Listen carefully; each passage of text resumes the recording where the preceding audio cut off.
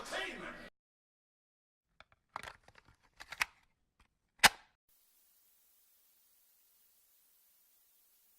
The sounds. That had to be the very worst of it.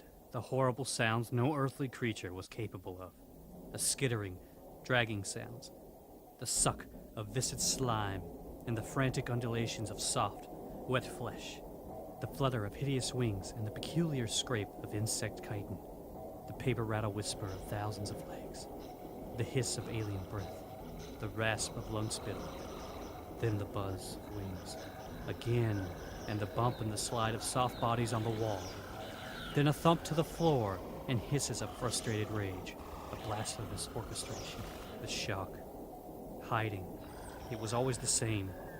They knew where I was, but they searched anyway, savoring my growing fear and horror. The sting of the beaded sweat on my face, the crawl and prickle of my flesh. Waiting to feel the rapid feather flutter of antennae. The clammy weight of tentacles, the jolt of pain as mandibles grip with steady pressure, pierce and begin to suck as oily bristles rake like wire and dry talcum dust wings flutter about in the pleasure of a feeding frenzy as feeding tubes lance and lance. The horror. I can't even scream, suffocated with the alien smells that gag and burn, confused with the ecstasy of feeding and the fog of stench. The Stygian horrors swirl about, aroused, attempting to mount and copulate as they buzz and gorge and flutter, grappling hard and soft, tangled in a seething maggoty mess where even my vomit is consumed, and before the final darkness, one wail of insanity, mine!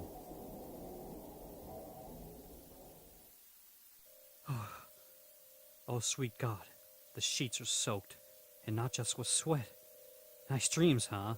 I'm not complaining, though. That was a mild one. How the hell do I get into these things?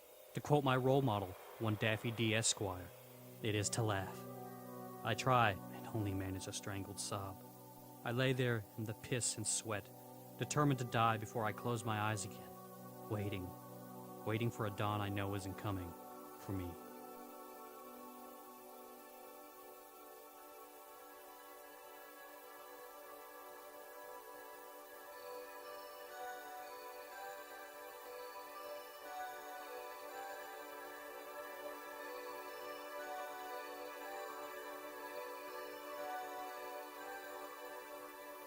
As bizarre as Dad was, I guess I wasn't surprised when the entire family didn't bat an eyelash when he disappeared, violently.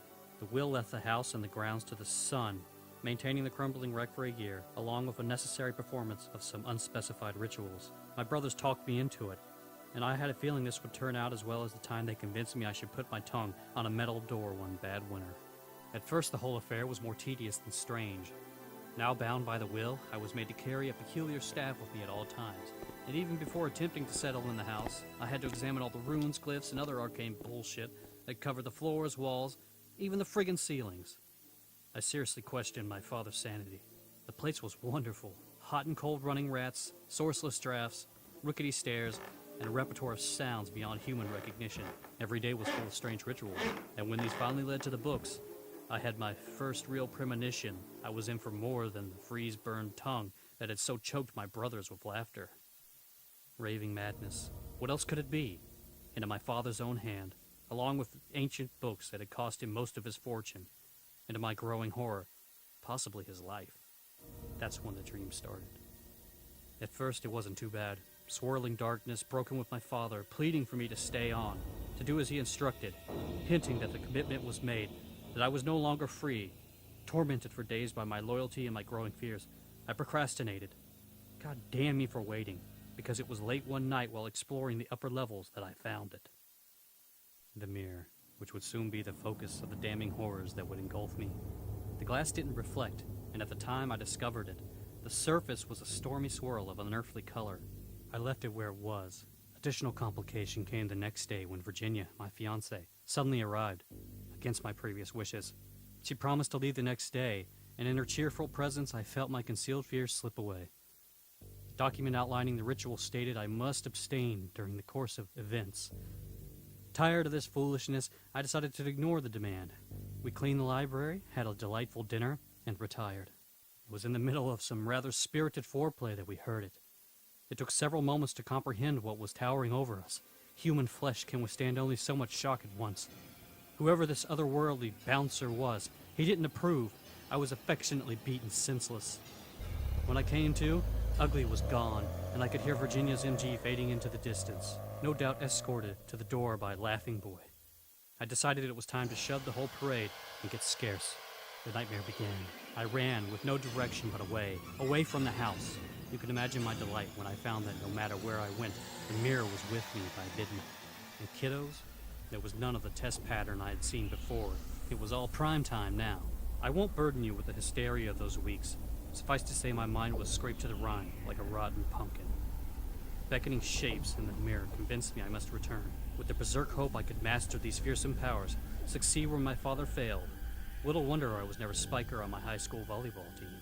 Once home again, I found the house a shambles. Slime, bristle, and insect-like spines littered about. My playmates were from beyond, outraged by my lack of cooperation. I stayed near the library and kitchen for the next few days. I knew enough now to realize the seriousness of my situation.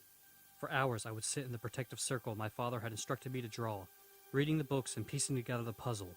Always a smartass, I couldn't resist slipping in a few happy faces and favorite scatological images.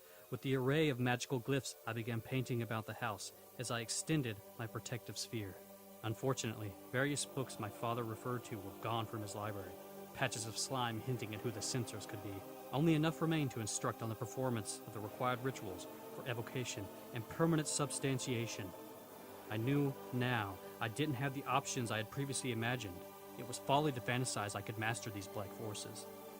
I realized I was to be a bellhop for these elder gods, allowing the horrors from beyond to turn their brief visits into permanent residence. How helpless humanity would be if confronted with these Stygian jokers. But still, I kept on. None of the spells I know can protect me from the dreams. Their frustration at failing to reach me physically was lovingly demonstrated during my slumbers. So here we are, the past so much garbage. Big boss, huh? Did I tell you there was a time limit on all this? Tonight is the summer solstice, my debut. You can bet my boyish good looks won't count for much this time. I keep thinking about that cold metal door and my brothers. I cover myself with the proper oils, symbols, and a smock of clean, ritually blessed linen. Abstinence? Sure. I haven't even slammed the ham since Ugly visited. I gather the candle's staff and, Holy of Holies, the ancient Necronomicon and Narcotic manuscripts. Tonight's program guide. I hear an unearthly pulse grow as I climb to the upper level in the mirror. As the planets approach the necessary conjunctions, the time web of our reality will weaken at particular points. Temporal wells will form, and a three-ring circus of horrors will appear in the world they lost so long ago. All dependent on me, of course. Sick with horror, I am helpless to the darkness. Still I walk. Still I climb. My mind consumed with fear, I stagger as I try to regain control, and for the first time realize the extent of their physical hold on me. I am helpless. Tears of rage stream down my face. I draw the required circles and symbols, chant the necessary chants.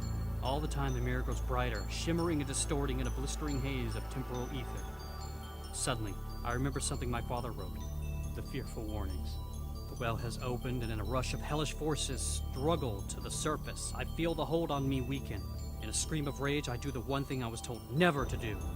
Cast the ancient book at the mirror's surface. The explosion is beyond belief. Like a top that's lost its center of motion, the mirror vanishes in a violent eccentric swirl. The floor disappears. Like the tablecloth trick your stupid uncle can never manage. Everything is jerked along with it. I can hear the house scream as it gives away, closing in on itself like a trick spyglass. The smell, the sound, the fluttering, buzzing horror. That cold door. That cold metal door. The temporal well is closing, sucking the horrors back into hell. Along with the house, the grounds, me! Well, screw you, Cthulhu. I wasn't swim team captain for nothing! Yeah, Daffy was right. It is to laugh.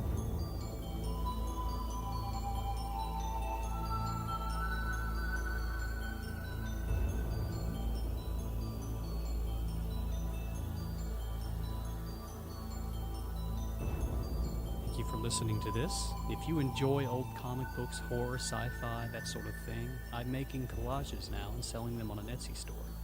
Please check in and see if you like what I've made. Here's the first piece I've made. It's called Future Fucked. Thanks for listening. I'll have more in the future.